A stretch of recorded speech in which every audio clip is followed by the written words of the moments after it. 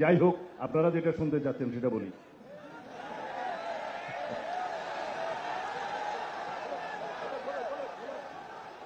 ইনশাআল্লাহ যদি বাংলাদেশের রাষ্ট্র ক্ষমতায় সরকার পরিচালনার দায়িত্ব আল্লাহ রাব্বুল আলামিন আমাদেরকে দেয়, এদেশের জনগণ যদি আমাদেরকে মহব্বত করে দায়িত্ব দেয়, যদি আপনারা সবাই সহযোগিতা করেন, মঞ্চে উপবিষ্ট যারা রাজনৈতিক নেতৃবৃন্দ, পীরে কামেল, হযরত উলামায়ে কেরাম, আমাদের দেশের বুজুর্গানে দিন যারা আমাদেরকে পরিচালিত করেন, সবাই যদি আপনারা সহযোগিতা করেন, একসাথে থাকেন, তাহলে আপনাদের এখানে আজকে যে সমস্ত দাবি দেওয়া আছে, আমরা সকল দাবি দেওয়া এই প্রস্তাবের পক্ষে ইনশাআল্লাহ কানুনি ব্যবস্থা, কানুনি সকল ব্যবস্থা জাতীয় সংসদে আলাপ আলোচনার মাধ্যমে গ্রহণ করা হবে ইনশাআল্লাহ।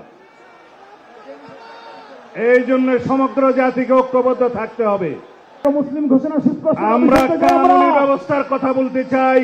আমি আগেই বলেছি, যারা রাসূলুল্লাহ সাল্লাল্লাহু আলাইহি ওয়াসাল্লামের পক্ষে নয় তারা মুসলমান হতে পারে না। খোদা হাফেজ। বাংলাদেশ জিন্দাবাদ।